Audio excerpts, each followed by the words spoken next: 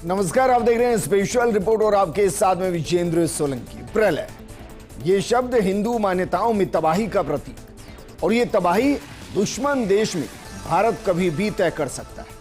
अगर उसने भारत को चुनौती देने का दुस्साहस किया तो प्रलय होगा, क्योंकि भारत ने बना लिया अपनी मिसाइल प्रलय, जिसको इसी साल गणतंत्र दिवस पर प्रदर्शित भी किया गया था। वो अपने अचूक प्रदर्शन के लिए सेना का जल्द हिस्सा होगी, क्योंकि 2 दिन चले फाइनल प्रशिक्षण में इसने अपने सभी ठिकानों को अचूक अंदाज में निशाना बनाया। प्रलय, जो एक क्विक रिएक्शन बैलिस्टिक मिसाइल है, यानी पलक झपकते ही टारगेट की तरफ बढ़ती है और बिना रडार पर आए निशाने को ध्वस्त करती है। आज हम आपको बताएंगे भारत की ताकत में प्रलय की मजबूती का सच, साथ ही बताएंगे इसकी रेंज क्या है, थल सेना और वायु सेना को कितनी प्रलय मिसाइल जल्द दी जाएगी, और चीन पाकिस्तान के वो कौन कौन से इलाके या शहर हैं जो इसकी सीधी जद में होंगे, और कैसे प्रधानमंत्री मोदी के आत्मनिर्भर भारत और मेक इन इंडिया की राह पर डीआरडीओ ने तैयार कर दी है भारत की प्रलय मिसाइल।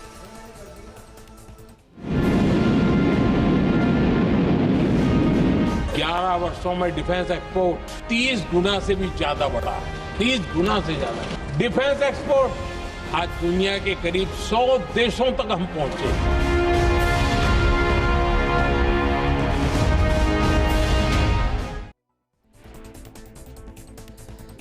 शुरुआत करते हैं इसी वीडियो या कहें कि इससे जुड़े एक तस्वीर के साथ, क्योंकि यह वीडियो भी गणतंत्र दिवस 2025 का है, जिसमें प्रलय को पहली बार प्रदर्शित किया गया, और इसका प्रदर्शन पूरी दुनिया के सामने नजर आया। एक ऐसा प्रदर्शन जो ये बता रहा था कि भारत अब प्रलय की तरफ आगे बढ़ रहा है। एक ऐसा प्रलय जो दूसरे दुश्मन देशों के अंदर भारत कभी भी लाएगा अगर उसने दुस्साहस करने की कोशिश की। लेकिन प्रलय मिसाइल, जिसके वायुसेना और थल सेना दोनों में शामिल होने को लेकर सेना उत्साहित है। आखिर उसकी खासियत क्या है? सबसे बड़ी खासियत तो यही कि प्रलय मिसाइल भारत की स्वदेशी रूप से विकसित एक कम दूरी की सतह से सतह तक मार करने वाली बैलिस्टिक मिसाइल, जिसे रक्षा अनुसंधान और डीआरडीओ ने भारतीय सेना और वायु सेना की जरूरतों को ध्यान में रखकर डिजाइन किया गया है।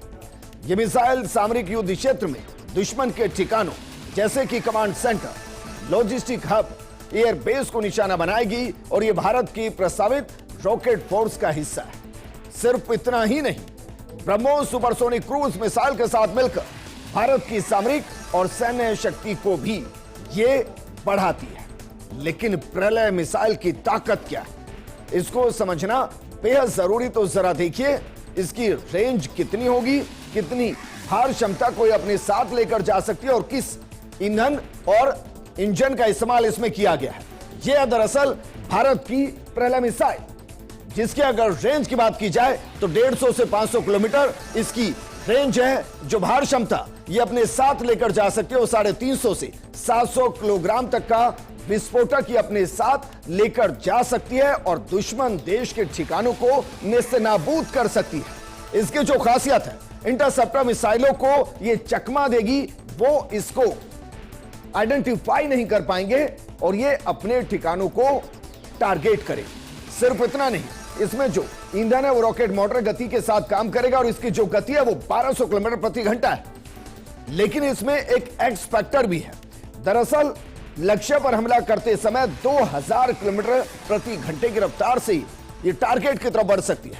अनुमानित जो इसको माना गया 2000 किलोमीटर प्रति घंटे की रफ्तार से ये टारगेट को नेस्तनाबूद कर सकती है, और ये जल्द वायुसेना और थल सेना का हिस्सा होगी, और उसके जरिए दुश्मन देशों के टारगेट के अंदर प्रलय लेकर आएगी। लेकिन इसके परीक्षण और स्वीकृति कब कब हुई और कब यह भारतीय सेना का हिस्सा होगी? दरअसल इसका पहला सफल उड़ान परीक्षण दिसंबर 2021 में ओडिशा के डॉक्टर एपीजे अब्दुल कलाम द्वीप से किया गया था। 21 और 22 दिसंबर 2022 को 2 और सफल परीक्षण किए गए। 7 नवंबर 2023 को सुबह 9:50 पर एक और सफल परीक्षण किया गया, जिसमें मिसाइल सभी मिशन उद्देश्यों को पूरा किया। इसके बाद 28 और 29 जुलाई 2025 ओडिशा तट से 2 सफल परीक्षण किए गए, जो डीआरडीओ की स्वदेशी तकनीक की मजबूती को दर्शाते हैं। और इसके बाद माना जा सकता है कि जल्द ही थल और वायु सेना के अंदर कमीशन कर दी जाएगी, यानी कि उनका हिस्सा बना दी जाएगी। लेकिन थल और वायु सेना की ताकत को अगर ये बढ़ाएगी तो दोनों को कितने फिलहाल प्रलय मिसाइल पहले चरण में दी जा रही हैं, ये जरा देखिए। क्योंकि थल सेना और वायु सेना को जो शुरुआती फेज में प्रलय मिसाइल मिलेगी, वो थल सेना को 120 प्रलय मिसाइल दी जाएंगी, जबकि वायु सेना को 350 प्रलय मिसाइल दी जाएंगी। कुल मिलाकर सेना में 370 प्रलय मिसाइल को शामिल करने का पहले चरण में टारगेट रखा गया और डीआरडीओ लगातार इस पर काम कर रहा है। हो सकता है जिस तरीके से अग्नि 1, अग्नि 2, अग्नि 3 और ये अपग्रेड वर्जन आए, उसी तरीके से प्रलय 1 के बाद प्रलय 2, जिसमें इसकी रेंज और भार क्षमता दोनों बढ़ती हुई नजर है। लेकिन फिलहाल वायुसेना और थल सेना दोनों को मिलाकर 370 मिसाइल दी जा रही है और ये भारत की सुरक्षा में एक मील का पत्थर यकीनन साबित होगा, क्योंकि अगर इसकी रेंज 150 से 500 किलोमीटर है, इसका मतलब ये भारत के बॉर्डर के आसपास इनको तैनात किया जाएगा, एलओसी और एलएसी के आसपास। ये भी आगे चलकर हम आपको बताएंगे कि एलओसी और एलएसी पर अगर ये टारगेट की गई तो फिर चाइना और पाकिस्तान के वो कौन कौन से इलाके होंगे जो सामरिक दृष्टिकोण से, जो सैन्य दृष्टिकोण से और सुरक्षा के दृष्टिकोण से उन देशों के लिए बेहद महत्वपूर्ण, लेकिन वो प्रलय की जद में होंगे। लेकिन फिलहाल ये डीआरडीओ की स्वदेशी तकनीक की कामयाबी को दिखा रहा है। इससे भारतीय सेना और वायुसेना को मजबूत पारंपरिक हथियार मिलेगा, जो सीमा पर तनाव को कम करने में मदद करेगा और दूसरे देशों के अंदर टेंशन बढ़ाएगा। ये मिसाइल भारत को अपने पड़ोसी देशों के खिलाफ रणनीतिक बढ़त देती है, खासकर तब जब एलएसी और एलओसी पर हालात संवेदनशील बने हुए हैं। प्रलय मिसाइल को जल्द ही भारतीय सेना में शामिल करने की तैयारी है, जो देश की रक्षा तैयारियों को नई दिशा देगी। प्रलय में अत्याधुनिक नेविगेशन सिस्टम और एकीकृत एवियोनिक्स शामिल है, जो इसे सटीक निशाना लगाने में सक्षम बनाते हैं। ये मिसाइल उड़ान के दौरान अपने निर्धारित पथ को बदल सकती है, जिससे इंटरसेप्टर मिसाइलों को चकमा देने में सक्षम है। इसे मोबाइल लॉन्चर से दागा जा सकता है, जो इसे उच्च गतिशीलता, त्वरित प्रतिक्रिया प्रदान करती है। और कमाल की बात इसमें यह है कि लॉन्च समय 10 मिनट से भी कम, यानी इसको टारगेट की तरफ बढ़ाने में सिर्फ 10 मिनट लगेंगे। और युद्ध क्षेत्र में त्वरित जवाबी कार्रवाई के लिए यह पूरे तरीके से उपयुक्त, और क्योंकि हमने शुरुआत में बताया कि डीआरडीओ ने इसे थल सेना और वायु सेना की जरूरतों को समझते हुए डिजाइन किया है, और उसमें सबसे महत्वपूर्ण यही कि जंग के दौरान क्विक रिस्पांस, और जिन भी मिसाइल्स का हम इस्तेमाल कर रहे हैं वो क्विक रिस्पांस टाइम लगभग कम, और ये 10 मिनट से भी कम लेगी। लेकिन जो प्रलय है, इसके मुकाबले की फिलहाल कौन कौन से मिसाइल्स हैं जो बाकी देश इस्तेमाल कर रहे हैं, इसमें हम चाइना और रूस की मिसाइल के साथ इसका एक छोटा सा कंपेयर कर देखते हैं, क्योंकि जो इसे अभी तक माना जा रहा है वो भारत की प्रलय, चीन की डोंगफेंग और इसके अलावा रूस की इस्कंदर, ये जो बैलिस्टिक मिसाइल हैं उनके बराबर की प्रलय है।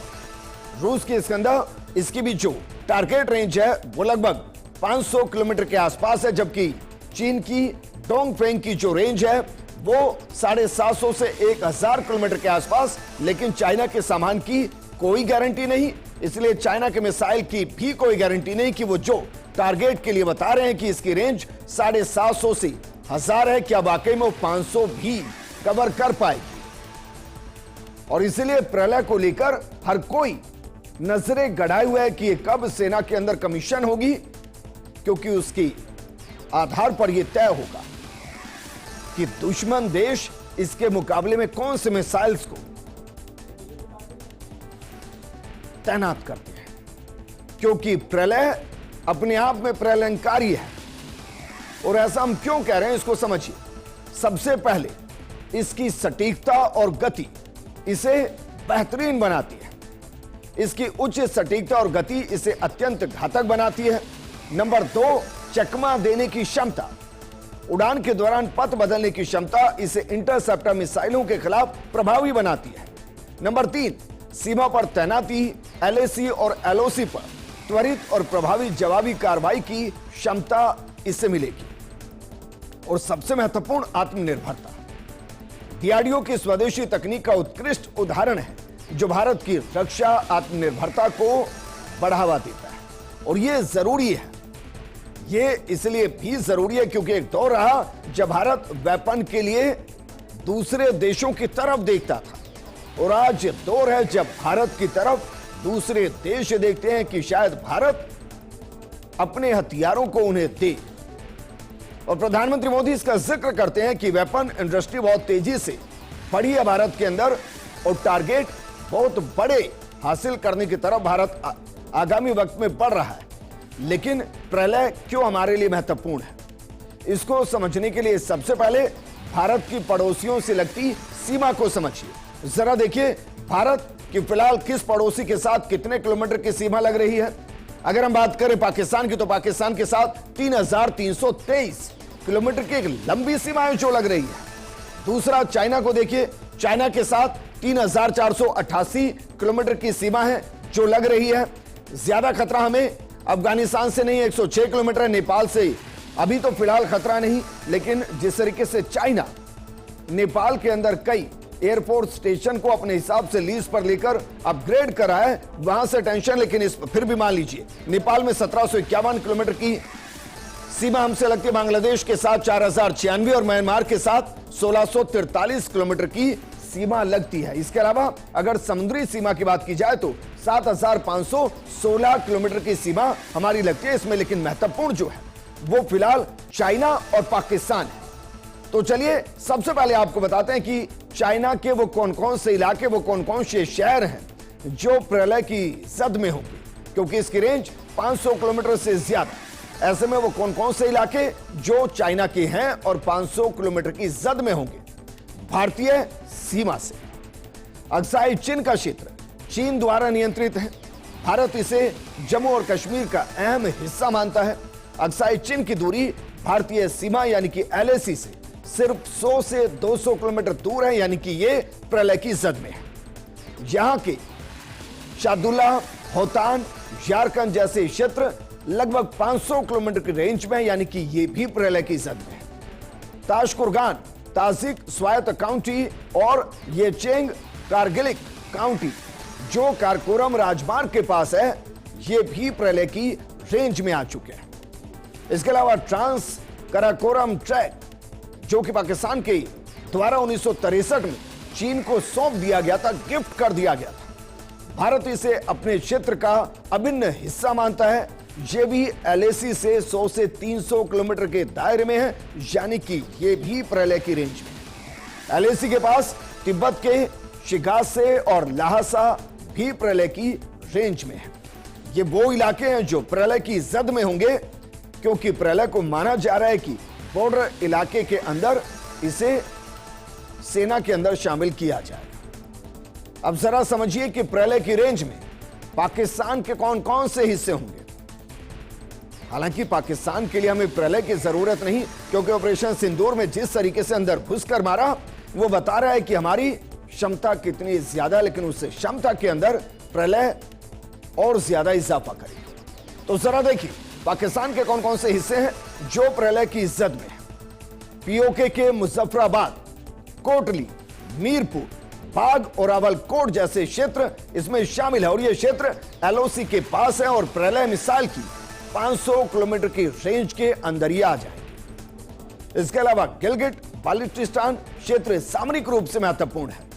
गिलगित, स्कर्दू, हुंजा, नगर और झांझे जैसे जिले शामिल हैं और ये पूरे तरीके से प्रलय की जद में होंगे। ये क्षेत्र कराकोरम राजमार्ग और खुंजरब दर्रा के माध्यम से चीन से जुड़े हैं, और ये क्षेत्र भारतीय दृष्टिकोण से जम्मू और कश्मीर का हिस्सा है, जिसे पाकिस्तान अवैध रूप से नियंत्रित करता है और अब यह भी प्रलय की रेंज में होगी। इसके अलावा सियाचिन ग्लेशियर क्षेत्र के पास NJ 9842 और इंदिरा कोल जैसे बिंदु हैं जो भारत और पाकिस्तान चीन ये जो ट्रायंगल है इस सीमा पर नजदीक में मौजूद है और फिलहाल ये भी प्रलय की रेंज में होंगे। पाकिस्तानी पंजाब के क्षेत्र जैसे कि लाहौर, कसूर, सियालकोट, नारोवाल, शकरगढ़ और फैसलाबाद ये शहर भी अब प्रलय की रेंज में आ चुके हैं। यहां तक कि मुल्तान और बहावलपुर जैसे शहर भी 500 किलोमीटर के दायरे में हैं, यानी कि ये भी भारत की प्रलय मिसाइल की जद में होगी। अब जरा गुजरात जो भारत का जो गुजरात है उसके सटे जो सीमावर्ती पाकिस्तान के इलाके हैं जैसे पाकिस्तान का हैदराबाद, मीरपुर खास, थार पारकर, ये पाकिस्तान के वो इलाके हैं जो गुजरात की तरफ से लगती सीमा के आसपास, और अगर वहां प्रलय को कमीशन किया जाता है तो फिर ये इलाके भी प्रलय की रेंज में आ चुके होंगे। वहीं कराची जैसे बड़े शहर भी 500 किलोमीटर की रेंज के किनारे पर आ सकते हैं।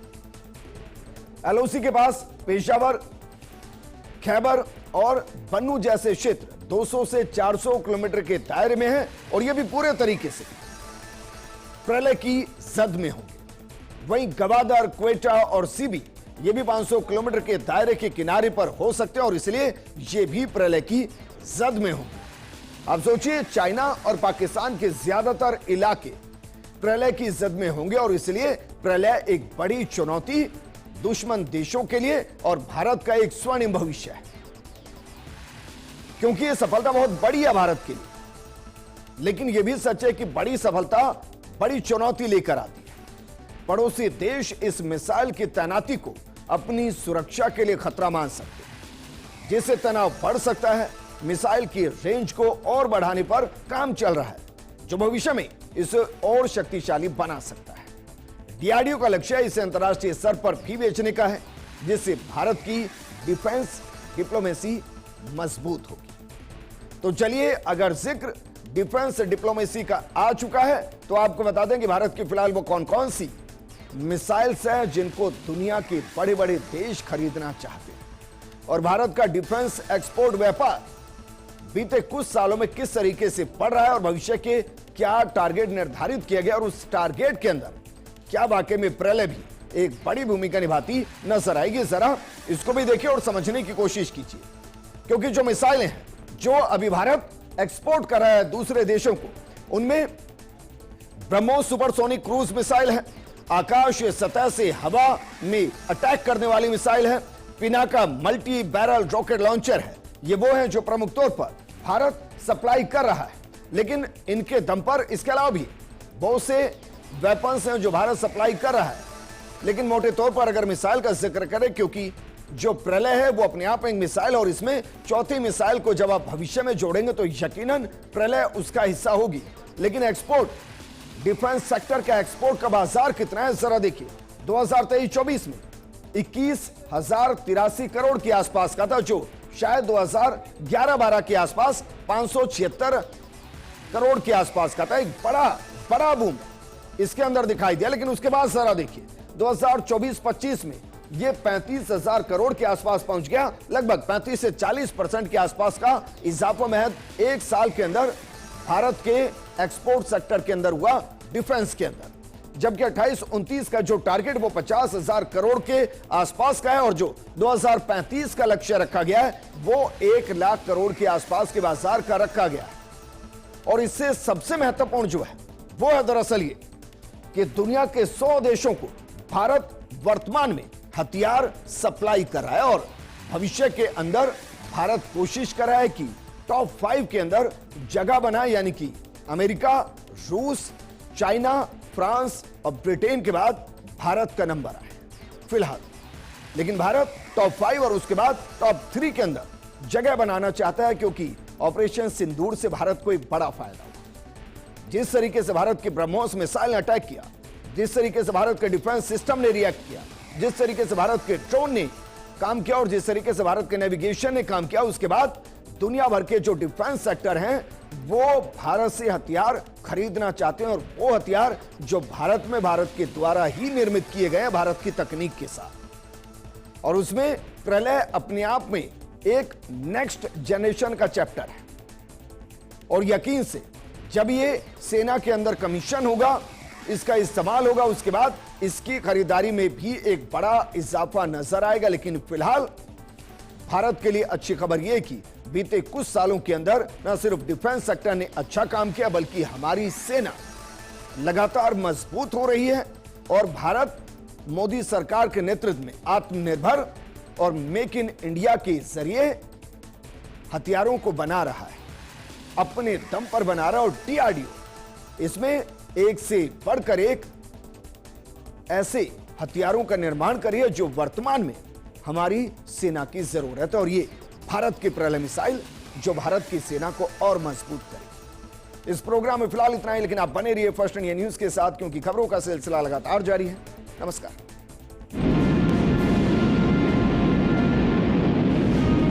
11 वर्षों में डिफेंस एक्सपोर्ट 30 गुना से भी ज्यादा बढ़ा, 30 गुना से ज्यादा। डिफेंस एक्सपोर्ट आज दुनिया के करीब 100 देशों तक हम पहुंचे।